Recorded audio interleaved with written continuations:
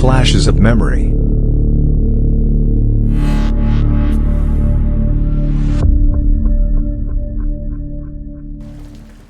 I'd like to begin saying that there have been many happenings in this house, but I'll share the most frightening. Backstory: the area where my house is was once open prairie, and we have found Native American artifacts laying around the area. When my parents divorced when I was a young teenager, my mother and I moved into this house. Now, at first it seemed great. There was plenty of space and it had a very cozy feel to it. However, as time went on, strange things began to happen. The more I noticed them, the more frequent they would become. I'd hear someone walking downstairs as I was brushing my teeth and would assume it was my mom. But whenever I'd check, no one would be there. Footsteps began to be a very common sound in my house, especially at night. So after some time, I came to the realization that, oh shit, my house is haunted. Now here's where things got really weird. One day, my good friend and I had just gotten done from being out in the sun and decided to retreat to my mom's house. Considering she had been away on a business trip, we figured this would be awesome. My friend and I could go drink or do whatever mischievous activities we wanted to. We were wrong. We walked inside and headed straight for the basement where it was cooler than the rest of the house. While walking down the stairs, I noticed that the Beatles' Yellow Submarine poster hanging at the bottom of the stairwell was tilted slightly to the left. No bother, I figured it must have gotten bumped by me or something. I fixed it and we walked into the main room. Mind you, we had pictures and posters hanging everywhere in the basement. What my friend and I saw instantly creeped us out. All 15 pictures on the walls were each tilted slightly to the left, just as the Beatles one had been. But the weirdness of the situation didn't stop there. The storage room, essentially a dirt-floored room that is lifted about 4 feet off the ground, had its door cracked open. So I walk over and see a golden glow emanating out. There's a pull cord light located about 10 feet from the door that is turned on. So I hop up and into the storage room, crawl on my hands and knees to the light and turn it off. Hoping that all of this had a natural explanation, I call my mom up and ask her about it. She says she has no idea what I'm talking about and hasn't been in the basement for weeks before she left on her trip. Shivers shoot down my spine. I look back into the storage room, and in the dirt there's a footprint, the most distorted and mangled footprint imaginable. I'm frozen in fear. My friend is too. Without words, we look at one another, each feeling a sickening, gut-wrenching feeling. I slammed the storage space door shut, locked it, and we bolted out of my house as fast as we could. I'll never forget how sickening and mangled that footprint looked. And thinking that I had crawled in there to turn off the light still gives me shivers to this day.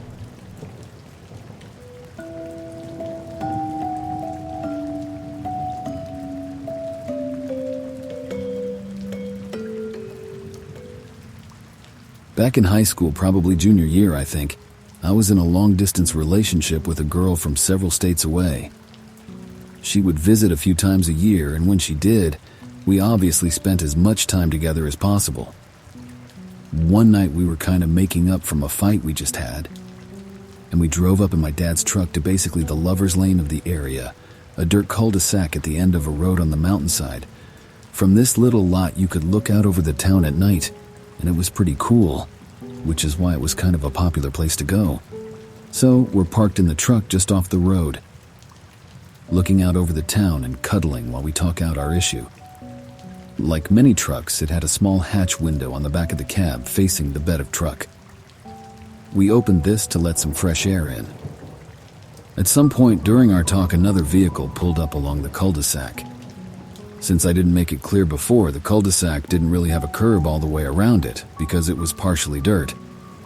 I think there was construction in the area or something, so you could pull off the actual road and out onto the flat area overlooking the town. We had pulled off the road like that, but the other vehicle stayed in the area with the curb, so we'd have to go right past them to get back onto the road. Anyway, this vehicle pulls up and a bunch of guys a little older than us get out and start messing around. Seemed like they probably were doing some drinking, but maybe not. The thing is, they had left their headlights on, and their car was facing into the back of the truck. So their lights were shining right on us and it was annoying, but we ignored them for a while, figuring they're probably just being idiots and will eventually leave. Then we get curious what they're talking about, because we can hear them talking loudly through the open back window, and we start listening in and picking up pieces of their conversation. It gradually became clear that we were the center of their attention, and they seemed to be working themselves up to doing something. I don't remember exactly what they were saying, except for something that one of them said that sticks very clearly in my memory. I swear to God I'll do it. At this point I'm becoming nervous and put the keys in the ignition, telling my girlfriend that I wasn't interested in finding out what exactly was going on. So now we're both watching nervously out the back window as we listen to them egging each other on to this mysterious dare, when a few of them start walking toward the truck. They're maybe 15 yards away, and I don't want to make an idiot of myself in front of my girlfriend by immediately flipping shit. But I do turn on the truck and put it in reverse, but not moving yet. When they saw the brake lights, they started walking quicker, and that's when the note button officially got pushed in my mind. And I turned the truck around and started driving back to the road. But like I said, their car was between where we were and the road. So driving back to the road takes us right past them. As we're passing their group, a couple of them run at the truck, and one of them jumps onto the back bumper, grabbing the tailgate. Now, whatever traces of doubt had been there about whether or not we were the target of something innocent or not was gone. So I floored it, and the guy fell off. I don't know if he was hurt. I don't care. It looked like they were starting to get into their car as well. So I booked it out of the area, and we didn't see them again, nor did we ever return to that place. I still have no idea what would have happened if we hadn't gotten out of there. And that, to me, is the scary part. I'd like to think that they were just trying to scare us and wouldn't have actually done anything. But at the same time, I've heard stories of people at places like that getting raped, killed, whatever else.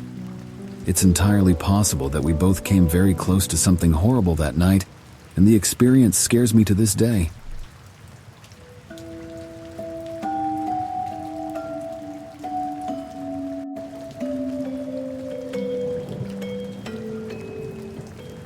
So about 5 years ago, some friends and I went camping in Oconee State Park in South Carolina. We were in high school and went with our school ROTC instructor. This guy was in his 50s, but still a damn ox. He was a sergeant major while in the Army and was the definition of badass. So the first night camping, it was really cold, so we decided to sleep around the fire. We woke up all at the same time in the middle of the night to the smell of wet dog and rotten flesh. We decided it might just be the damp leaves, and we sleep through the rest of the night. Well, we wake up the next morning and there were paw prints all over the place.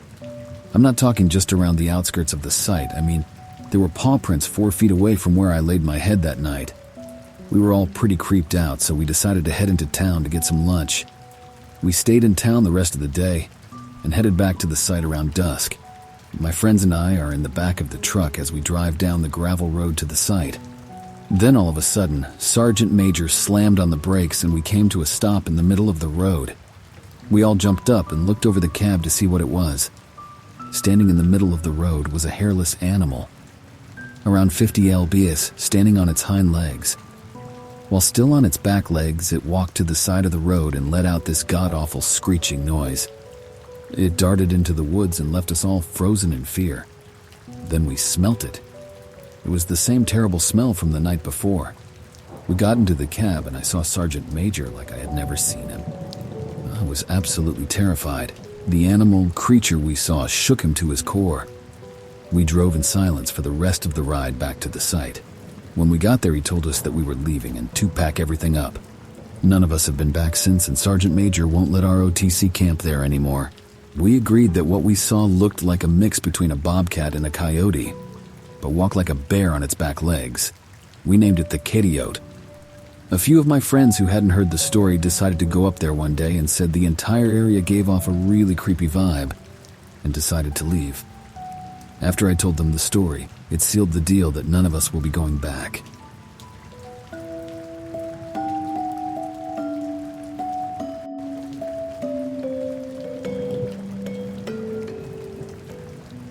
When I was a kid, my mother had this boyfriend.